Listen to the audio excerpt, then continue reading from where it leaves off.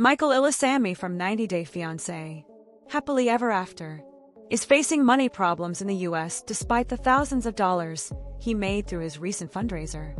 Michael started his reality TV career on Before the 90 Days Season 2 with Angela Deem and went on to star in one exciting spin-off after another, even though Michael and Angela's story didn't get a happy ending.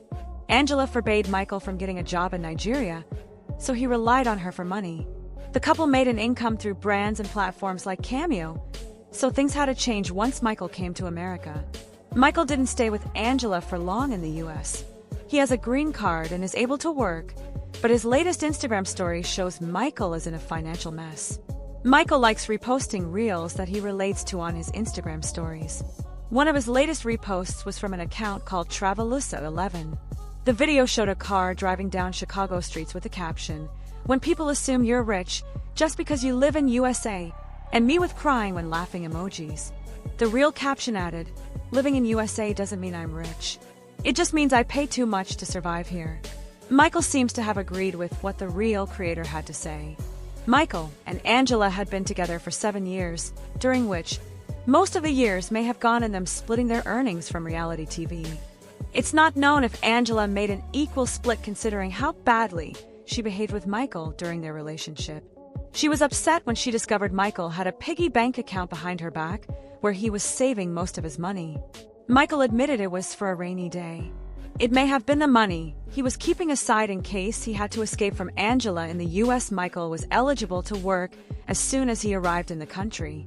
He has since started earning through social media as a creator and collaborator for various brands. Michael has hired a manager and a PR team.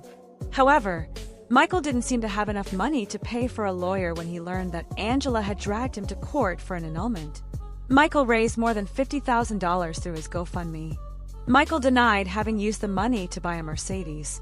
However, Michael has not revealed where he spent the rest of it to have money problems now.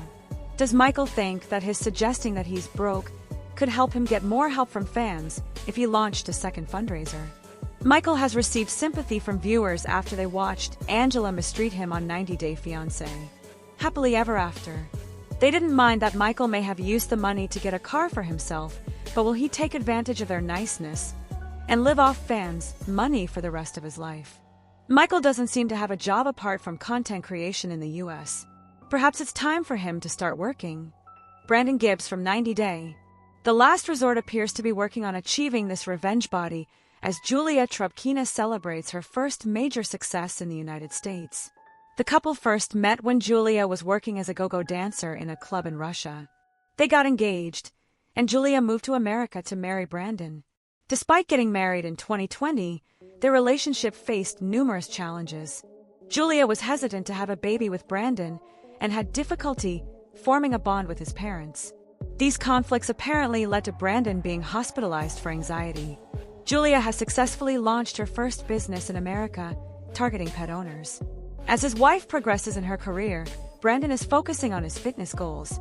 He has been working out with his fitness instructor, Antoine Britt, and they recently posted a joint Instagram post of him working out in the gym.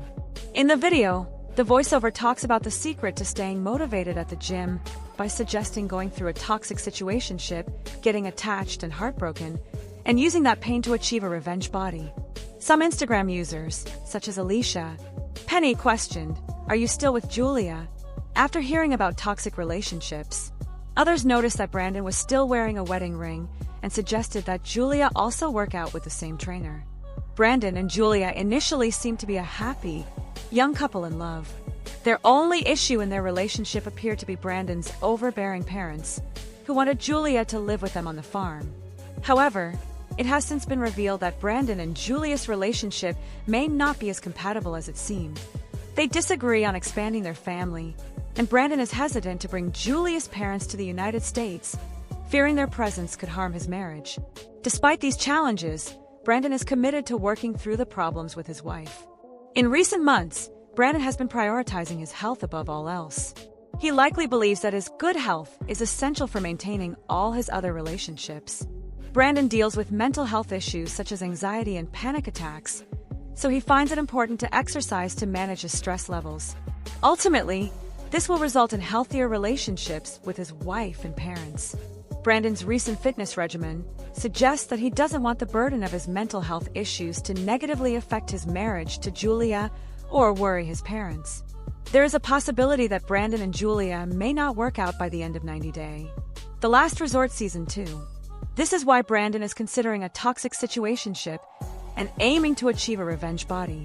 He likely wants to move past Julia and improve his attractiveness before entering the dating scene. Perhaps Brandon may have been motivated to achieve a revenge body because Julia confessed to cheating on him with her ex-boyfriend, who was more athletic. Feeling insecure the 90 Day. The Last Resort star now aims to attain a more athletic physique. I've noticed a major shift in 90 Day Fiancé Shekinah and Sarper relationship, but I'm not convinced their new dynamic is any healthier. When Shekinah and Sarper first joined the series on 90 Day Fiancé, the other way, no one on her side of the family was supportive, and most fans, like myself, didn't understand what she saw in the Turkish man. From sleeping with over 2,000 people to keeping knick-knacks of his conquests, Sarper certainly made a mark for himself on the 90 Day Fiancé franchise. He also had a controlling attitude, employed double standards, and would often shut Shekinah down when discussing important matters. However, Shekinah made it known that she wouldn't tolerate Sarper's behavior much longer. He needed to make some big changes quickly. Sarper actually took her seriously and became more mindful of how his actions affected others. Yet, I think this shift in their dynamic appears to be equally toxic. In the past, Sarper was the one mainly in control. In an attempt to respect his Turkish culture, Shekinah followed his lead for a while. But slowly but surely, Shekinah began standing up for herself and speaking up when Sarper wronged her. She wouldn't let the small mistakes slide. She's been more firm with her boundaries, creating a major shift in their dynamic.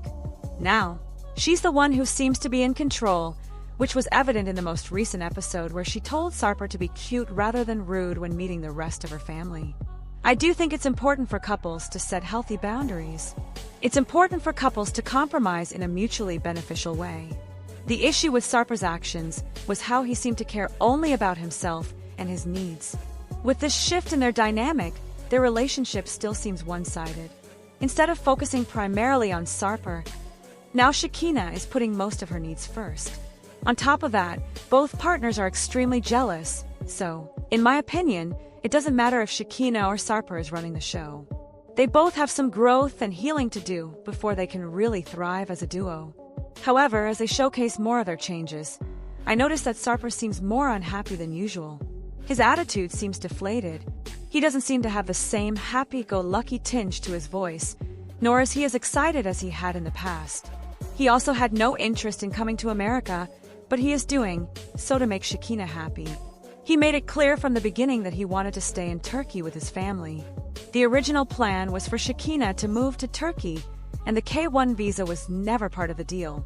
But Sarper found a woman who's changed the way he thinks and feels about dating in general. As a result, he's open-minded enough to give this a shot, but I'm starting to feel bad for the star. Shekinah wanted mutual respect, freedom, and to be heard.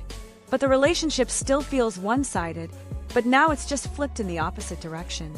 She doesn't let Sarper express himself or his concerns, which was evident when he tried to explain his worries about connecting better with Shekinah's family. Instead, she seems dismissive and redirects him to her own desires instead of finding a middle ground. While I'm happy to see the other way star taking the relationship seriously and making changes for the woman he loves, I think this shift has the potential to blow up if Sarper continues to feel pressured. Relationships are a two-way street. Their relationship started with Sarper being the more self-centered one. While I understand Shekinah's has been trying to assert boundaries that are comfortable to her, she's now taking the center stage in their relationship. Overall, I'm not sure if this shift will play out any better, and I wouldn't be surprised if Sarper returned to Turkey.